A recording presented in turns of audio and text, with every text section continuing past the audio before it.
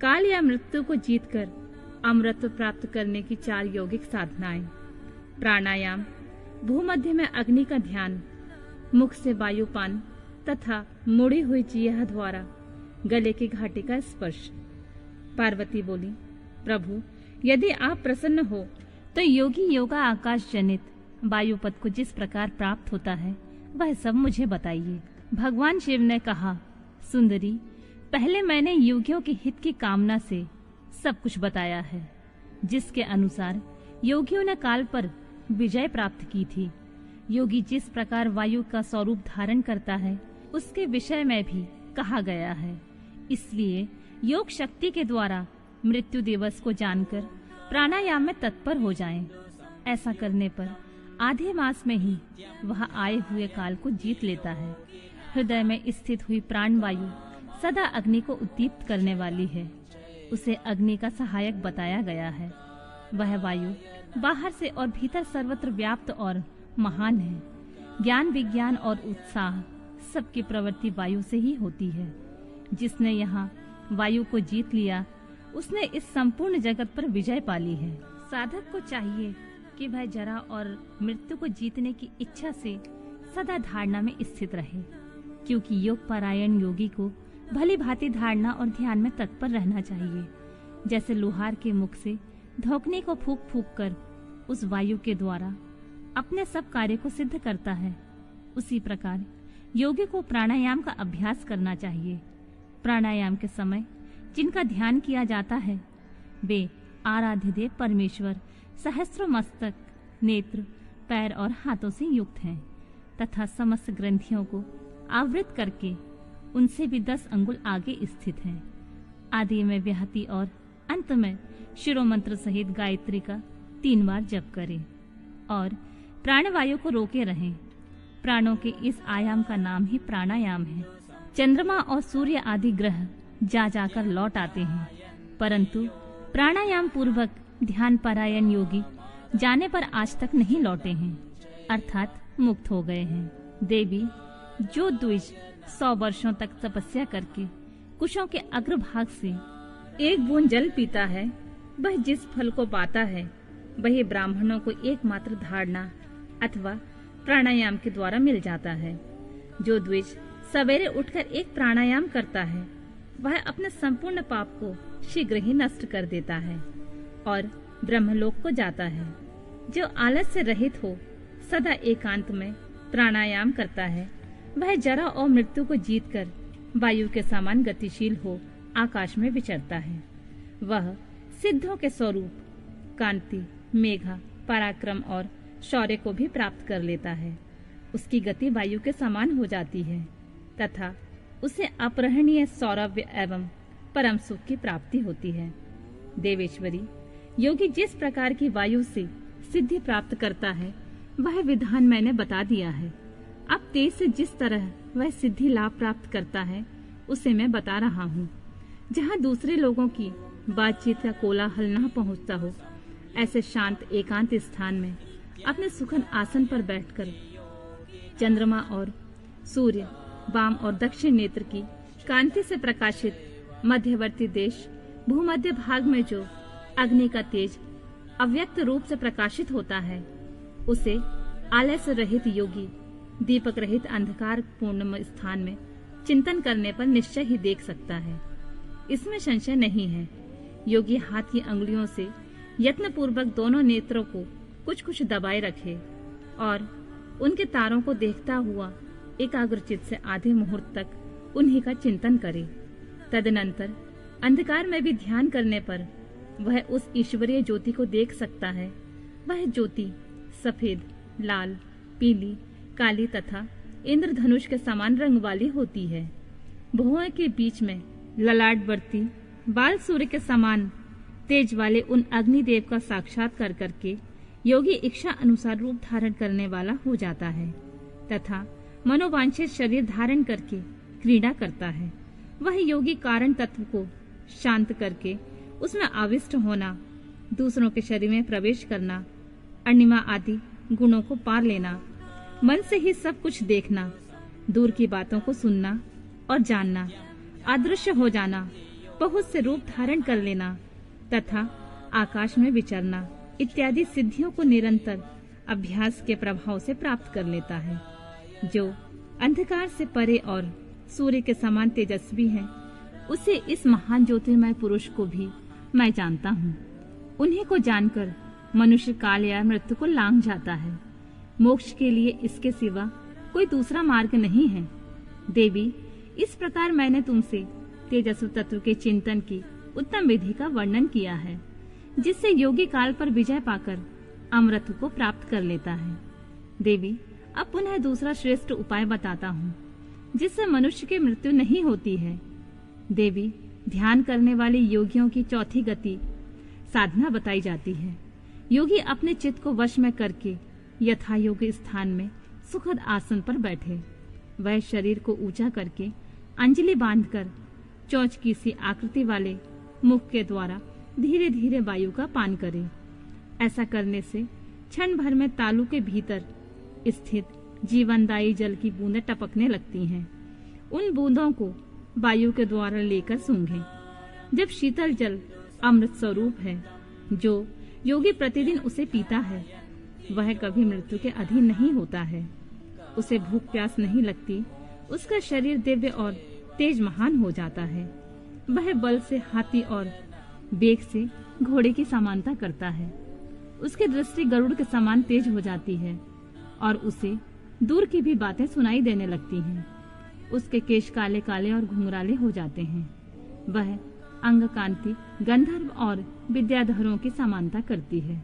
वह मनुष्य देवताओं के वर्ष से 100 वर्षों तक जीवित रहता है तथा अपनी उत्तम बुद्धि के द्वारा बृहस्पति के तुल्य हो जाता है। उसमें इच्छा अनुसार विचरने की शक्ति आ जाती है। वह सदा ही सुखी रहकर आकाश में विचरण की शक्ति को प्राप्त कर लेता है। बराना ने अब मृत्यु पर विजय पाने की पुनः दूसरी विधि बता रहा हूँ, जिसे देवताओं ने प्रयत्न पूर्वक छिपा रखा है। तुम उसे सुनो। योगी पुरुष अपने जिह्वा को मोड़कर तालू में लगाने का प्रयत्न करे।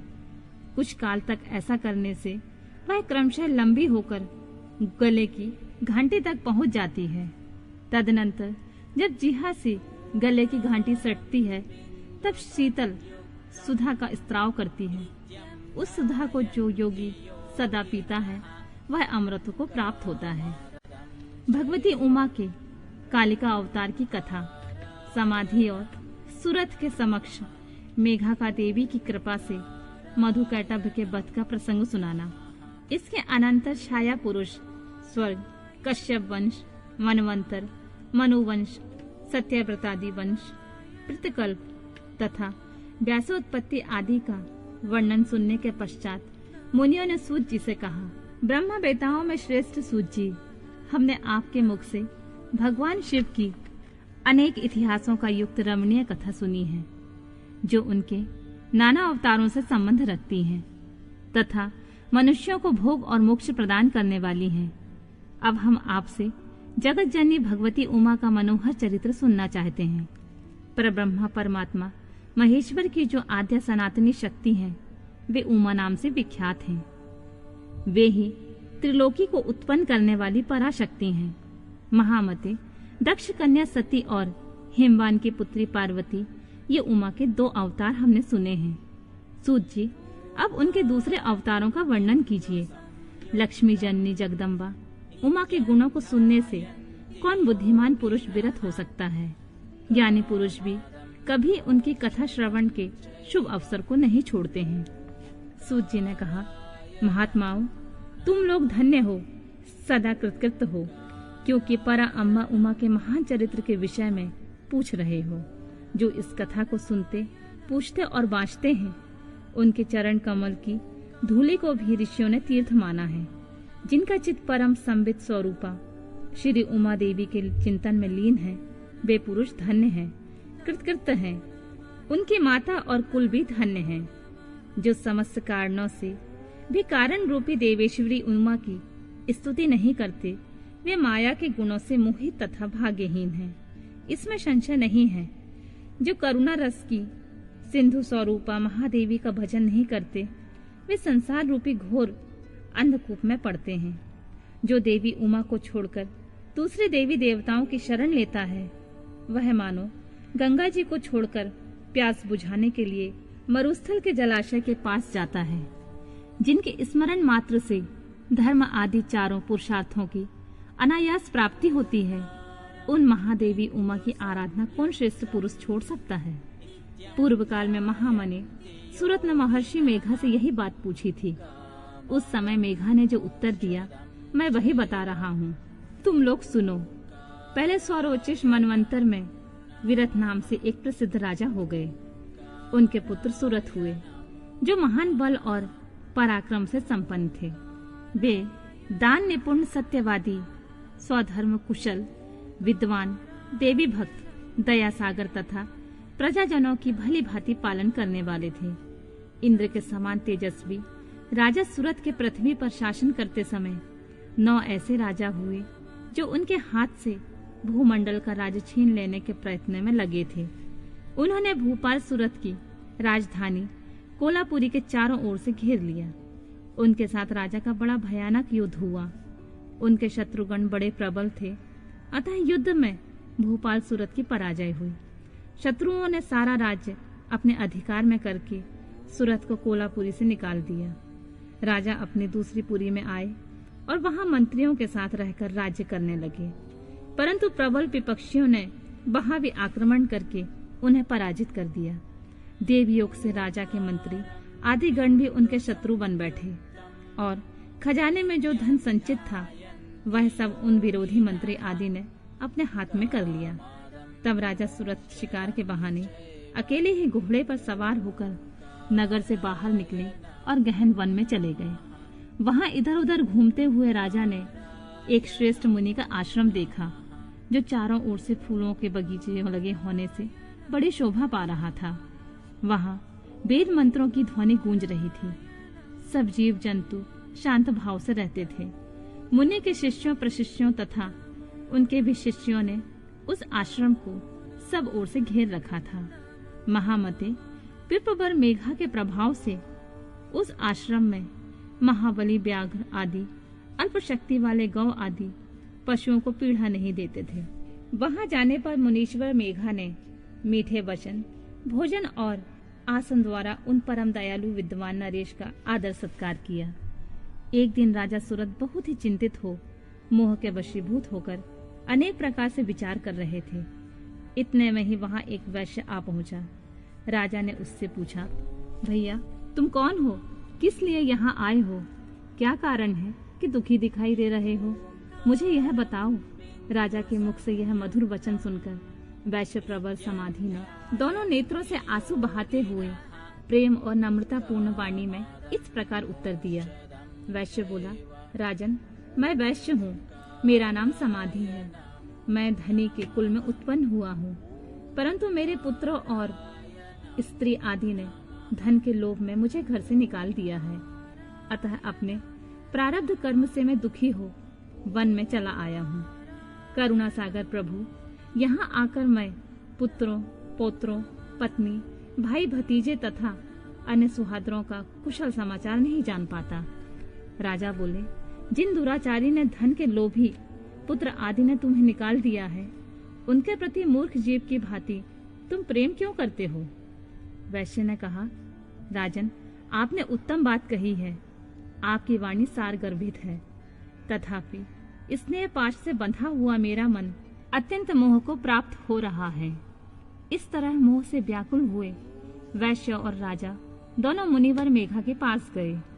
वैश्य सहित राजा ने हाथ जोड़कर मुनि को प्रणाम किया और इस प्रकार कहा, भगवान आप हम दोनों के मोह पाश को काट दीजिए।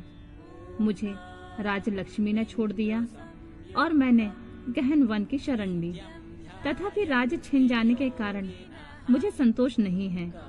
और यह वैश्य है जिसे स्त्री आदि स्वजनों ने घर से निकाल दिया है, तथापि उनकी ओर से इनकी ममता दूर नहीं हो रही है। इसका क्या कारण है बताइए। समझदार होने पर भी हम दोनों का मन मोह से व्याकुल हो गया है। यह तो बड़ी भारी मूर्खता है। ऋषि बोले, राजन सनातन शक्ति स्वरूपा जगदम्बा महामाया कही गई हैं। वे ही सबके मन को खींचकर मोह में डाल देती हैं। प्रभु, उनकी माया से मोहित होने के कारण ब्रह्मा आदि समस्त देवता भी परम तत्व को नहीं जान पाते। फिर मनुष्य की तो बात ही क्या, वे परमेश्वरी ही रज, तत्व और तम, इन तीनों गुणों का आश्रय ले समयानुसार संपूर्ण विश्व की सृष्टि, पालन और संहार करती हैं। निपश्रेष्ठ, जिनके ऊपर वे इच्छा अनुसार रूप धारण करने वाली वरदायिनी जगदम्बा प्रसन्न होती हैं, वही मोह के घेरे को लांघ पाता है। राजा ने पूछा, मुने, जो सबको मोहित करती हैं, वे देवी महामाया कौन है और किस प्रकार उनका प्रादुर्भाव हुआ है, यह कृपा करके मुझे बताइए। ऋषि बोले, जब सारा जगत एक अर्णव के जल में निमग्न था और योगेश्वर भगवान केशव शेष के शैया बिछाकर योग निद्रा का आश्रय ले शयन कर रहे थे, उन्हीं दिनों भगवान विष्णु के कानों के मैल से दो असुर उत्पन्न हुए, जो भूतल पर मधु और कैटव के नाम से विख्यात हैं। वे दोनों विशालकाय घोर असुर प्रलय काल के सूर्य की भांति तेजस्वी थे। उनके जबड़े बहुत बड़े थे। उनके मुख दाढ़ों के कारण ऐसे विकराल दिखाई देते थे मानो वे संपूर्ण जगत को खा जाने के लिए उद्यत हों। उन दोनों ने भगवान विष्णु की नाभि से प्रकट हुए कमल के ऊपर विराजमान ब्रह्मा को देखकर कहा, अरे तू कौन है? ऐसा कहते हुए वे उन्हें मार डालने के लिए उद्यत हो गए। ब्रह्मा जी ने देखा ये दोनों दैत्य आक्रमण करना चाहते हैं और भगवान जनार्दन समुद्र के जल में सो रहे हैं। तब उन्होंने परमेश्वरी का स्तवन किया और उनसे प्रार्थना की, अंबिके, तुम इन दोनों दुर्जय असुरों को मोहित करो और अजन्मा भगवान नारायण को जगा दो। ऋषि बोले, इस प्रकार मधु और कैटव के नाश के लिए ब्रह्मा जी की प्रार्थना करने पर संपूर्ण विद्याओं की अधिदेवी जगत जननी महाविद्या फाल्गुन शुक्ल द्वादशी को त्रैलोक मोहिनी शक्ति के रूप में प्रकट हो महाकाली के नाम से विख्यात हुई। तदनंतर आकाशवाणी हुई, कमलासन, डरो मत, आज युद्ध में मधु कैटव को मारकर मैं तुम्हारे कंठक का नाश करूंगी।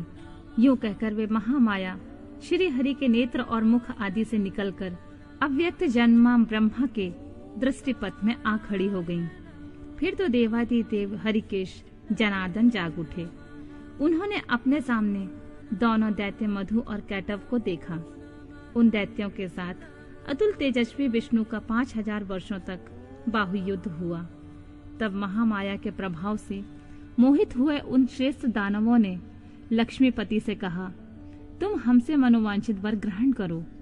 नारायण बोले, यदि तुम लोग प्रसन्न हो तो मेरे हाथ से मारे जाओ, यही मेरा वर है, इसे दो, मैं तुम दोनों को दूसरा वर नहीं मांगता। ऋषि कहते हैं, उन असुरों ने देखा कि सारी पृथ्वी एक अर्णव के जल में डूबी हुई है। तब वे केशव से बोले, हम दोनों को ऐसी जगह मारो जहाँ जल से भीगी हुई धरती ना हो।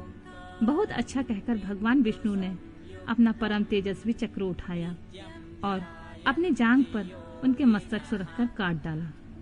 राजन, यह कालिका की उत्पत्ति का प्रसंग कहा गया है। महामते, अब महालक्ष्मी के प्रादुर्भाव की कथा सुनो। देवी उमा निर्विकार और निराकार होकर भी देवताओं का दुख दूर करने के लिए युग युग में साकार रूप धारण करके प्रकट होती हैं।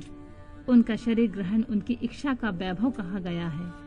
वे लीला से इसलिए प्रकट होती हैं कि भक्तजन उनके गुणों का गान करते रहें। संपूर्ण देवताओं के तेज से देवी का महालक्ष्मी रूप में अवतार और उनके द्वारा महिषासुर का वध।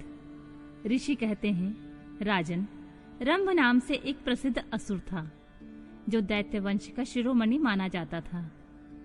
उससे महातेजस्वी महिष नामक दानव का जन्म हुआ था। दानवराज महिष समस्त देवताओं को युद्ध में पराजित करके देवराज इंद्र के सिंहासन पर जा बैठा और स्वर्गलोक में रहकर त्रिलोकी का राज्य करने लगा। तब पराजित हुए देवता ब्रह्मा जी की शरण में गए। ब्रह्मा जी भी उन सबको साथ ले उस स्थान पर गए जहां भगवान शिव और विष्णु विराजमान थे। वहां पहुंचकर सब देवताओं ने शिव और केशव को नमस्कार किया तथा अपना सब वृतांत यथार्थ रूप से व्यवरेवार कह सुनाया। वे बोले, भगवान, दुरात्मा महिषासुर ने हम सबको सम्रांगण में जीतकर स्वर्गलोक से निकाल दिया है, इसलिए हम इस मर्त्यलोक में भटक रहे हैं और कहीं भी हमें शांति नहीं मिल रही है। उस असुर ने इंद्र आदि देवताओं की कौन कौन सी दुर्दशा नहीं की है। सूर्य, चंद्रमा, वरुण, कुबेर, यम, इंद्र, अग्नि, वायु, गंधर्व, विद्याधर और चारण, इन सबके तथा अन्य लोगों के भी जो कर्तव्य कर्म है, उन सबको वह पापात्मा असुर स्वयं ही करता है। उसने दैत्य पक्ष को अभयदान कर दिया है, इसीलिए हम सब देवता आपकी शरण में आए हैं। आप दोनों हमारी रक्षा करें और उस असुर का वध करके शीघ्र उपाय ही सोचें, क्योंकि आप दोनों ऐसा करने में समर्थ हैं। देवताओं की यह बात सुनकर भगवान शिव और विष्णु ने अत्यंत क्रोध किया। रोष के मारे उनके नेत्र घूमने लगे। तब अत्यंत क्रोध से भरे हुए भगवान शिव और विष्णु के मुख से तथा अन्य देवताओं के शरीर से तेज प्रकट हुआ। तेज का वह महान पुंज अत्यंत प्रज्वलित हो 10 दिशाओं में प्रकाशित हो उठा। दुर्गा जी के ध्यान में लगे हुए सब देवताओं ने उस तेज को प्रत्यक्ष देखा। संपूर्ण देवताओं के शरीर से निकला हुआ वह अत्यंत भीषण तेज एकत्र हो एक नारी के रूप में परिणत हो गया। वह नारी साक्षात महिषमर्दिनी देवी थी। उनका प्रकाशमान मुख भगवान शिव के तेज से प्रकट हुआ था। भुजाएं विष्णु के तेज से प्रकट हुई थीं। केश यमराज के तेज से आविर्भूत हुए थे। उनके दोनों स्तन चंद्रमा के तेज से प्रकट हुए थे। कटी भाग इंद्र के तेज से तथा जंघा और उरु वरुण के तेज से प्रकट हुए थे। पृथ्वी के तेज से नितंबन का और ब्रह्मा जी के तेज से दोनों चरणों का आविर्भाव हुआ था। पैरों की उंगलियां सूर्य के तेज से और हाथ की उंगलियां वसुओं के तेज से उत्पन्न हुई थीं। नासिका कुबेर के, दांत प्रजापति के, तीनों नेत्र अग्नि के, दोनों भौहें साध्यगण के, दोनों कान वायु के तथा अन्य देवताओं के तेज से प्रकट हुए थे। इस प्रकार देवताओं के तेज से प्रकट हुई कमलालया लक्ष्मी ही वह परमेश्वरी थी। संपूर्ण देवताओं की तेजो राशि से प्रकट हुई उन देवी को देखकर सब देवताओं को बड़ा हर्ष प्राप्त हुआ, परंतु उनके पास कोई ऐसा अस्त्र नहीं था जिसे देख ब्रह्मा आदि देवेश्वरों ने शिवा देवी को अस्त्र शस्त्र से संपन्न करने का विचार किया। तब महेश्वर ने महेश्वरी को शूल समर्पित किया। भगवान विष्णु ने चक्र, वरुण ने पाश, अग्निदेव ने शक्ति, वायु देवता ने धनुष तथा बाणों से भरे हुए 2 तरकश और शचीपति इंद्र ने वज्र और घंटा प्रदान किए। यमराज ने कालदंड, प्रजापति ने अक्षमाला, ब्रह्मा ने कमंडल एवं सूर्य देव ने समस्त रोमकूपों में अपनी किरणें अर्पित की। काल ने उन्हें चमकती हुई ढाल और तलवार दी। क्षीर सागर ने सुंदर हार तथा कभी पुराने न होने वाले 2 दिव्य वस्त्र भेंट किए। साथ ही उन्होंने दिव्य चूड़ामणि, 2 कुंडल, बहुत से कड़े, अर्धचंद्र कयूर, मनोहर नुपुर, गले की हंसुली और सब उंगलियों में पहनने के लिए रत्नों की बनी अंगूठियां भी दी। विश्वकर्मा ने उन्हें मनोहर फरसा भेंट किया। साथ ही अनेक प्रकार के अस्त्र और अवैध कवच दिए। समुद्र ने सदा सुरम्य एवं सरस रहने वाली माला दी और एक कमल का फूल भेंट किया। हिमवान ने सवारी के लिए सिंह तथा आभूषण के लिए नाना प्रकार के रत्न दिए। कोवेल ने उन्हें मधु से भरा पात्र अर्पित किया तथा सर्पों के नेता शेषनाग ने विचित्र रचना कौशल से सुशोभित एक नागहार भेंट किया, जिसमें नाना प्रकार की सुंदर मणियां गूंथी हुई थीं। इन सब ने तथा दूसरे देवताओं ने भी आभूषण और अस्त्र शस्त्र देकर देवी का सम्मान किया। तत्पश्चात उन्होंने बारंबार अट्टहास करके उच्च स्वर में गर्जना की। उनके उस भयंकर नाद से संपूर्ण आकाश गूंज उठा। उससे बड़े जोर से प्रतिध्वनि हुई, जिससे तीनों लोकों में हलचल मच गई और चारों समुद्रों ने अपनी मर्यादा छोड़ दी। पृथ्वी डोलने लगी। उस समय महिषासुर से पीड़ित हुए देवताओं ने देवी की जय जयकार की। तदनंतर सब देवताओं ने उन महालक्ष्मी स्वरूपा पराशक्ति जगदम्बा का भक्ति गदगद वाणी द्वारा स्तवन किया। संपूर्ण त्रिलोकी को क्षोभग्रस्त देखकर देववैरी दैत्य अपने समस्त सेना को कवच आदि से सुसज्जित कर हाथों में हथियार ले सहसा उठ खड़े हुए। रोष से भरा हुआ महिषासुर उस शब्द की ओर लक्ष्य करके दौड़ा और आगे पहुंचकर उसने देवी को देखा, जो अपनी प्रभा से तीनों लोगों को प्रकाशित कर रही थीं। इस समय महिषासुर के द्वारा पालित करोड़ों शस्त्रधारी महावीर वहां आ पहुंचे। चिछुर, चामर, उदग्र, कराल, उद्दत, बाष्कल, ताम्र, उग्रास, उग्रवीर, बिडाल, अंधक, दुर्घर, दुर्मुख, त्रिनेत्र और महाहनु ये तथा अन्य बहुत से युद्ध कुशल शूरवीर समरांगण में देवी के साथ युद्ध करने लगे। वे सब के सब अस्त्र शस्त्रों की विद्या में पारंगत थे। इस प्रकार देवी और दैत्यगण दोनों परस्पर जूझने लगे। उनका वह भीषण समय मार काट में ही बीतने लगा। इस तरह भयानक युद्ध होने के बाद महिषासुर देवी के साथ महायुद्ध करने लगा। तब देवी ने कहा, रे मूढ़, तेरी बुद्धि मारी गई है, तू व्यर्थ हट क्यों करता है? तीनों लोकों में कोई भी असुर युद्ध में मेरे सामने नहीं टिक सकते। यूं कहकर सर्व कलामयी देवी कूदकर महिषासुर के ऊपर चढ़ गईं और अपने पैर से उसे दबाकर उन्होंने भयंकर शूल से उसके कंठ में आघात किया। उनके पैर से दबा होने पर भी महिषासुर अपने मुख से दूसरे रूप में बाहर आने लगा। अभी आधे शरीर से ही वह बाहर निकल पाया था कि देवी ने अपने प्रभाव से उसे रोक दिया। आधा निकला होने पर भी वह महाअधम दैत्य देवी के साथ युद्ध करने लगा। तब देवी ने बहुत बड़ी तलवार से उसका सिर काट दिया और असुर को धराशाही कर दिया। फिर तो उसके सैनिक गण हाय हाय करके नीचे मुख किए भयभीत हो रणभूमि से भागने और त्राही त्राही की पुकार करने लगे। उस समय इंद्र आदि सभी देवताओं ने देवी की स्तुति की, गंधर्व गीत गाने लगे और अप्सराएं नृत्य करने लगी। राजन, इस प्रकार मैंने तुमसे देवी के महालक्ष्मी अवतार की कथा कही है। अब तुम सुस्थिर चित्त से सरस्वती के प्रादुर्भाव का प्रसंग सुनो। देवी उमा के शरीर से सरस्वती का आविर्भाव, उनके रूप की प्रशंसा सुनकर शंभु का उनके पास दूत भेजना, दूत के निराश लौटने पर शंभु का क्रमशः ध्रुमलोचन, चंड मुंड तथा रक्त बीज को भेजना और देवी के द्वारा उन सब का मारा जाना। ऋषि कहते हैं, पूर्व काल में शंभु और निशंभु नामक दो प्रतापी दैत्य थे, जो आपस में भाई भाई थे। उन दोनों ने चराचर प्राणियों सहित समस्त त्रिलोकी के राज्य पर बलपूर्वक आक्रमण किया। उनसे पीड़ित हुए देवताओं ने हिमालय पर्वत की शरण ली और संपूर्ण अभीष्टों को देने वाली सर्वभूत जननी देवी उमा का स्तवन किया।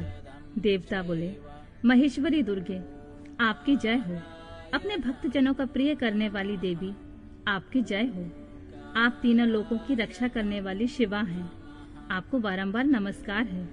आप ही मोक्ष प्रदान करने वाली परा अम्बा हैं, आपको बारंबार नमस्कार है। आप समस्त संसार की उत्पत्ति, स्थिति और संहार करने वाली हैं, आपको नमस्कार है।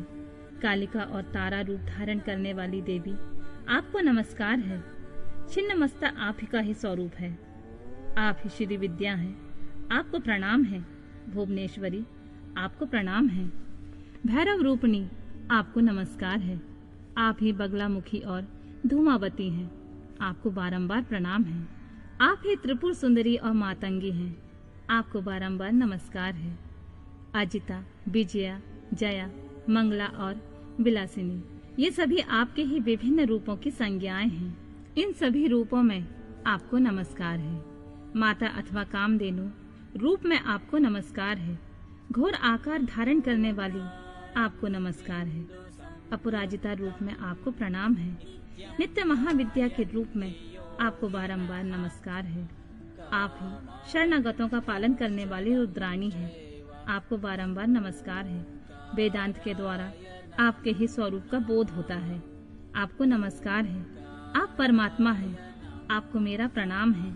अनंत कोटि ब्रह्मांडों का संचालन करने वाली आप जगदम्बा को बारंबार नमस्कार है। देवताओं की इस प्रकार स्तुति करने पर वरदायिनी एवं कल्याण रूपनी गौरी देवी बहुत प्रसन्न हुई। उन्होंने समस्त देवताओं से पूछा, आप लोग यहाँ किसकी स्तुति करते हैं? तब उन्हीं गौरी के शरीर से एक कुमारी प्रकट हुई। वह सब देवताओं के देखते ही देखते शिव शक्ति से आदर पूर्वक बोली, माँ, ये समस्त स्वर्गवासी देवता निशुंभ और शुंभ नामक प्रबल दैत्यों से अत्यंत पीड़ित हो अपनी रक्षा के लिए मेरी स्तुति करते हैं। पार्वती के शरीर से वह कुमारी निकली हुई थी, इसलिए कौशिक के नाम से प्रसिद्ध हुई। कौशिक ही साक्षात शुंभासुर का नाश करने वाली सरस्वती हैं। उन्हीं को उग्रतारा और महोग्रतारा भी कहा गया है। माता के शरीर से स्वतः प्रकट होने के कारण वे इस भूतल पर मातंगी भी कहलाती हैं। उन्होंने समस्त देवताओं से कहा, तुम लोग निर्भय होकर रहो, मैं स्वतंत्र हूँ, अतः किसी का सहारा लिए बिना ही तुम्हारा कार्य सिद्ध कर दूंगी। ऐसा कहकर वे देवी तत्काल वहाँ अदृश्य हो गईं। एक दिन शुंभ और निशुंभ के सेवक चंड और मुंड ने देवी को देखा। उनका मनोहर रूप नेत्रों को सुख प्रदान करने वाला था। उसे देखते ही वे मोहित हो सुध-बुध होकर पृथ्वी पर गिर पड़े। फिर होश में आने पर वे अपने राजा के पास गए और आरंभ से ही सारा वृतांत बताकर बोले, महाराज, हम दोनों ने एक अपूर्व सुंदरी नारी को देखा है जो हिमालय के रमणीय शिखर पर रहती है और सिंह पर सवारी करती है। चंडमुंड की यह बात सुनकर महान असुर शुंभ ने देवी के पास सुग्रीव नामक अपना दूत भेजा और कहा, दूत, हिमालय पर कोई अपूर्व सुंदरी रहती है, तुम वहां जाओ और उससे मेरा संदेश कहकर उसे प्रयत्न पूर्वक यहाँ ले आओ। यह आज्ञा पाकर दानव शिरोमणि सुग्रीव हिमालय पर गया और जगदम्बा महेश्वरी से इस प्रकार बोला। दूत ने कहा, देवी, दैत्य शुंभासुर अपने महान बल और विक्रम के लिए तीनों लोकों में विख्यात है। उसका छोटा भाई निशुंभ भी वैसा ही है। शुंभ ने मुझे तुम्हारे पास दूत बनाकर भेजा है, इसलिए मैं यहाँ आया हूँ सुरेश्वरी। उसने जो संदेश दिया है उसे इस समय सुनो। मैंने सम्रांगण में इंद्र आदि देवताओं को जीतकर उनके समस्त रत्नों का अपहरण कर लिया है। यज्ञ में देवता आदि को दिए हुए देव भाग का मैं स्वयं ही उपभोग करता हूँ। मैं मानता हूँ कि तुम स्त्रियों में रत्न हो, सब रत्नों के ऊपर स्थित हो, इसलिए तुम काम जनित रस के साथ मुझको अथवा मेरे भाई को अंगीकार करो। दूत के मुंह से शुंभ का यह संदेश सुनकर भूतनाथ भगवान शिव के प्राण वल्लभा महामाया ने इस प्रकार कहा। देवी बोली, दूत, तुम सच कहते हो, तुम्हारे कथन में थोड़ा सा भी असत्य नहीं है, परंतु मैंने पहले से एक प्रतिज्ञा कर ली है, उसे सुनो। जो मेरा घमंड चूर कर दे, जो मुझे युद्ध में जीत ले, मैं उसी को पति बना सकती हूँ, दूसरे को नहीं। यह मेरी अटल प्रतिज्ञा है। इसलिए तुम शुंभ को और निशुंभ को मेरी यह प्रतिज्ञा बता दो, फिर इस विषय में जैसा उचित समझे वैसा करें। देवी की यह बात सुनकर दाना सुग्रीव लौट गया। वहां जाकर उसने विस्तार पूर्वक राजा को सारी बातें बताई। दूत की बात सुनकर उग्र शासन करने वाला शुंभ कुपित हो उठा और बलवानों में श्रेष्ठ सेनापति ध्रुमाक्ष से बोला, ध्रुमाक्ष, हिमालय पर कोई सुंदरी रहती है, तुम शीघ्र ही वहां जाकर जैसे भी वह यहाँ आए उसे ले आओ। असुर प्रवर, उसे लाने में तुम्हें भय नहीं मानना चाहिए। यदि वह युद्ध करना चाहे तो तुम्हें यत्न पूर्वक उसके साथ युद्ध भी करना चाहिए। शुंभ की ऐसी आज्ञा पाकर दैत्य ध्रुमलोचन हिमालय पर गया और उमा के अंश से प्रकट हुई भगवती भुवनेश्वरी से कहा, नितंबिनी, मेरे स्वामी के पास चलो, नहीं तो तुम्हें मरवा डालूंगा। मेरे साथ 60,000 असुरों की सेना है। देवी बोली, वीर, तुम्हें दैत्यराज ने भेजा है, यदि मुझे मार ही डालोगे तो क्या करूंगी, परंतु युद्ध के बिना मेरा वहां जाना असंभव है, मेरी ऐसी मान्यता है। देवी के ऐसा कहने पर दानव ध्रुमलोचन उन्हें पकड़ने के लिए दौड़ा, परंतु महेश्वरी ने हूं के उच्चारण मात्र से ही उसे भस्म कर दिया। तभी से वे देवी इस भूतल पर धूमावती कहलाने लगी। उनकी आराधना करने पर वे अपने भक्तों के शत्रुओं का संहार कर डालती हैं। ध्रुमाक्ष के मारे जाने से अत्यंत कुपित हुए देवी के वाहन सिंह ने उनके साथ आए हुए समस्त असुरगणों को चबा डाला। जो मरने से बचे वे भाग खड़े हुए। इस प्रकार देवी ने दैत्य ध्रुमलोचन को मार डाला। इस समाचार को सुनकर प्रतापी शुंभ ने बड़ा क्रोध किया। वह अपने दोनों ओठों को दांतों से चबाकर रह गया। उसने क्रमशः चंड मुंड तथा रक्त बीज नामक असुरों को भेजा। आज्ञा पाकर वे दैत्य उस स्थान पर गए जहाँ देवी विराजमान थी। अणिमा आदि सिद्धियों से सेवित तथा अपनी प्रभा से संपूर्ण दिशाओं को प्रकाशित करती हुई भगवती सिंह वाहिनी को देखकर वे श्रेष्ठ दानव वीर बोले, देवी तुम शीघ्र ही शुंभ और निशुंभ के पास चलो, अन्यथा तुम्हें गण और बानर सहित मरवा डालेंगे। बामे शुंभ को अपना पति बना लो। लोकपाल आदि भी उनकी स्तुति करते हैं। शुंभ को पति बना लेने पर तुम्हें उस महान आनंद की प्राप्ति होगी जो देवताओं के लिए भी दुर्लभ है। उनकी ऐसी बात सुनकर परमेश्वरी अम्बा मुस्कुराकर सरस मधुर वाणी में बोली, अद्वितीय महेश्वर परब्रह्म परमात्मा सर्वत्र विराजमान है, जो सदा शिव कहलाते हैं। वेद भी उनके तत्व को नहीं जानते, फिर विष्णु आदि की तो बात ही क्या है। उन्हीं सदाशिव की मैं सूक्ष्म प्रकृति हूँ, फिर दूसरे को पति कैसे बना सकती हूँ।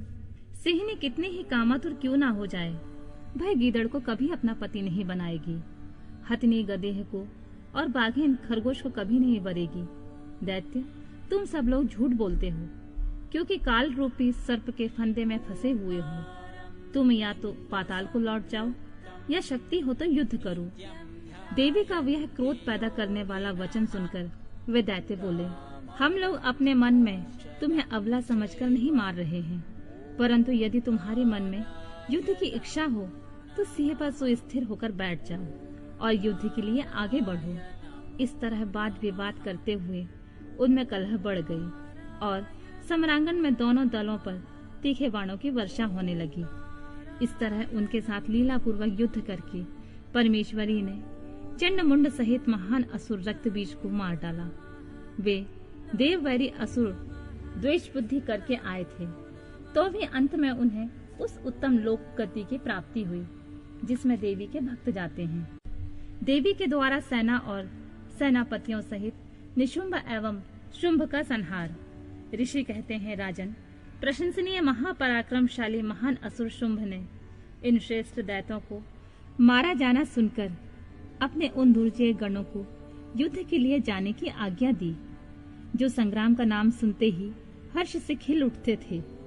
उसने कहा, आज मेरी आज्ञा से कालक, कालके, मौर्य, दोहर्द तथा अन्य असुरगण बड़ी भारी सेना के साथ संगठित हो विजय की आशा रखकर शीघ्र युद्ध के लिए प्रस्थान करें। निशुंभ और शुंभ दोनों भाई ने उन दैत्यों को पूर्वोक्त आदेश देकर रथ पर आरूढ़ हो स्वयं भी नगर से बाहर निकले। उन महाबली वीरों की आज्ञा से उनकी सेनाएं उसी तरह युद्ध के लिए आगे बढ़ीं, मानो मरणोन्मुख पतंग आग में कूदने के लिए उठ खड़े हुए हो। उस समय असुरराज ने युद्ध स्थल में मृदंग, मर्दल, भैरी, डिंडिम, झांझ और ढोल आदि बजवाए। उन जुझारू बाजों की आवाज सुनकर युद्ध प्रेमी वीर हर्ष एवं उत्साह से भर गए, परंतु जिन्हें अपने प्राण ही अधिक प्यारे थे वे उस रणभूमि से भाग चले। युद्ध संबंधी वस्त्रों तथा कवच आदि से आच्छादित अंग वाले वे योद्धा विजय की अभिलाषा से अस्त्र शस्त्र धारण किए युद्ध स्थल में आ पहुंचे। कितने ही सैनिक हाथियों पर सवार थे, बहुत से दैत्य घोड़े की पीठ पर बैठे हुए थे और अन्य असुर रथों पर चढ़कर जा रहे थे। उस समय उन्हें अपने पराई की पहचान नहीं होती थी। उन्होंने असुर राज के साथ समरांगण में पहुंचकर सब ओर से युद्ध आरंभ कर दिया। बारंबार तोप की आवाज होने लगी, जिसे सुनकर देवता कांप उठे। धूल और धुएं से आकाश में महान अंधकार छा गया। सूर्य का रथ नहीं दिखाई देता था। अत्यंत अभिमानी करोड़ों पैदल योद्धा विजय की अभिलाषा लिए युद्ध स्थल में आकर डट गए। घुड़सवार, हाथी सवार तथा अन्य रथारूढ़ असुर भी बड़ी प्रसन्नता के साथ करोड़ों की संख्या में वहां आए थे। उस महासमर में काले पर्वतों के समान विशाल मदमस्त गजराज जोर जोर से चिंगाड़ कर रहे थे। छोटे छोटे शल शिखरों के समान ऊंट भी अपने गले से गलगल ध्वनि का विस्तार करने लगे। अच्छी भूमि में उत्पन्न हुए घोड़े गले में विशाल कंठाहार धारण किए हुए जोर जोर से हिनहिना रहे थे। वे अनेक प्रकार की चालें जानते थे और हाथियों के मस्तक पर पैर रखते आकाश मार्ग से पक्षियों की भांति उड़ जाते थे। शत्रु की ऐसी सेना को आक्रमण करती देख जगदम्बा ने अपने धनुष पर प्रत्यंजा चढ़ाई। साथ ही शत्रुओं को हतोत्साह करने वाले घंटों को भी बजाया। यह देख सिंह भी अपनी गर्दन और मस्तक के केशों को कपाता हुआ जोर जोर से गर्जना करने लगा। उस समय हिमालय पर्वत पर खड़ी हुई रमणीय आभूषणों से अस्त्रों से सुशोभित शिवा देवी की ओर देखकर निशुम्भ विलासिनी रमणियों के मनोभाव को समझने की निपुण पुरुष की भांति सरस वाणी में बोला, महेश्वरी, तुम जैसी सुंदरियों के रमणीय शरीर पर मालती के फूल का एक दल भी डाल दिया जाए तो वह व्यथा उत्पन्न कर देता है। ऐसे मनोहर शरीर से तुम विकराल युद्ध का विस्तार कैसे कर रही हो? यह बात सुनकर महान असुर चुप हो गया। तब चंडी देवी ने कहा, मूढ़ असुर, व्यर्थ की बातें क्यों बकता है? युद्ध कर, अन्यथा पाताल को चला जा। यह सुनकर वह महारथी वीर अत्यंत रुष्ट हो समर भूमि में बाणों की अद्भुत वृष्टि करने लगा, मानो बादल जल की धारा बरसा रहे हों। उस समय उस रण क्षेत्र में वर्षा ऋतु का आगमन सा हुआ जान पड़ता था। मत से उद्यत हुआ वह असुर तीखे बाण, शूल, फरसे, भिंदीपाल, परिध, धनुष, भुषुंडी, प्रास, शूरप्र तथा बड़ी बड़ी तलवारों से युद्ध करने लगा। काले पर्वतों के समान बड़े बड़े गजराज कुंभ स्थल विदीर्ण हो जाने के कारण समरांगण में चक्कर काटने लगे। उनकी पीठ पर फहराती हुई शुंभ निशुंभ की पताकाएं जो उड़ती हुई बलाकाओं की पंक्तियों के समान श्रेष्ठ दिखाई देती थीं, उनके स्थान से खंडित हो नीचे गिरने लगी। शत बिछत शरीर वाले दैत्य पृथ्वी पर गिरकर मछलियों के समान तड़प रहे थे। गर्दन कट जाने के कारण घोड़ों के समूह बड़े भयंकर दिखाई देते थे। कालिका ने कितने ही दैत्यों को मौत के घाट उतार दिया था तथा देवी के वाहन सिंह ने अन्य बहुतों से असुरों को अपना आहार बना लिया था। उस समय दैत्यों के मारे जाने से उस रणभूमि में रक्त की धारा बहाने वाली कितनी ही नदियां बह चली। सैनिकों के केश पानी में सेवार की भांति दिखाई देते थे और उनकी चादरें सफेद फैन का भ्रम उत्पन्न करती थीं। इस तरह घोर युद्ध होने तथा राक्षसों का महान संहार हो जाने के पश्चात देवी अंबिका ने विष में बुझे हुए तीखे बाणों द्वारा निशुंभ को मारकर धराशाही कर दिया। अपने असीम शक्तिशाली छोटे भाई के मारे जाने पर शुंभ रोष से भर गया और रथ पर बैठकर 8 भुजाओं से युक्त हो महेश्वर प्रिया अंबिका के पास गया। उसने जोर जोर से शंख बजाया और शत्रुओं का दमन करने वाले धनुष की दुसह टंकार ध्वनि की तथा देवी का सिंह भी अपने आयालों को हिलाता हुआ दहाड़ने लगा। इन 3 प्रकार की ध्वनियों से आकाशमंडल गूंज उठा। तदनंतर जगदम्बा ने अट्टहास किया जिससे समस्त असुर संत्रस्त हो उठे। जब देवी ने शुंभ से कहा कि तुम युद्ध में स्थिरता पूर्वक खड़े रहो, तब देवता बोल उठे, जय हो जगदम्बा की। इस समय दैत्यराज शुंभ ने बड़ी भारी शक्ति छोड़ी जिसकी शिखा से आग की ज्वाला निकल रही थी, परंतु देवी ने एक उल्का के द्वारा उसे मार गिराया। शुंभ के चलाए हुए बाणों के देवी ने और देवी के चलाए हुए बाणों के शुंभ ने सहस्रों टुकड़े कर दिए। तत्पश्चात चंडिका ने त्रिशूल उठाकर उस महान असुर पर आघात किया। त्रिशूल की चोट से मूर्छित हो वह इंद्र के द्वारा पंख काट दिए जाने पर गिरने वाले पर्वत की भांति आकाश, पृथ्वी तथा समुद्र को कंपित करता हुआ धरती पर गिर पड़ा। तदनंतर शूल के आघात से होने वाली व्यथा को सहकर उस महाबली असुर ने 10,000 बाहें धारण कर ली और देवताओं का भी नाश करने में समर्थ चक्रों द्वारा सिंह सहित महेश्वरी शिवा पर आघात करना आरंभ किया। उसके चलाए हुए चक्रों को खेल खेल में वितीर्ण करके देवी ने त्रिशूल उठाया और उस असुर पर घातक प्रहार किया। शिवा के लोक पावन पाणी पंकज से मृत्यु को प्राप्त होकर वे दोनों असुर परम पद के भागी हुए। उस महापराक्रमी निशुंभ और भयानक बलशाली शुंभ के मारे जाने पर समस्त दैत्य पाताल में घुस गए। अन्य बहुत से असुरों को काली और सिंह आदि ने खा लिया तथा शेष दैत्य भय से व्याकुल हो 10 दिशाओं में भाग खड़े हुए। नदियों का जल स्वच्छ हो गया, वे ठीक मार्ग से बहने लगी। मंद मंद वायु बहने लगी, जिसका स्पर्श सुखद प्रतीत होता था। आकाश निर्मल हो गया। देवताओं और ब्रह्मर्षियों ने फिर यज्ञ यज्ञादि आरंभ कर दिए। इंद्र आदि सभी देवता सुखी हो गए। प्रभु, दैत्यराज के वध प्रसंग से युक्त इस परम पवित्र उमा चरित्र का जो श्रद्धा पूर्वक बारंबार श्रवण या पाठ करता है, वह इस लोक में देव दुर्लभ भोगों का उपभोग करके परलोक में महामाया के प्रसाद से उमा धाम को जाता है। राजन, इस प्रकार शुंभासुर का संहार करने वाली देवी सरस्वती के चरित्र का वर्णन किया गया है, जो साक्षात उमा के अंश से प्रकट हुई थी।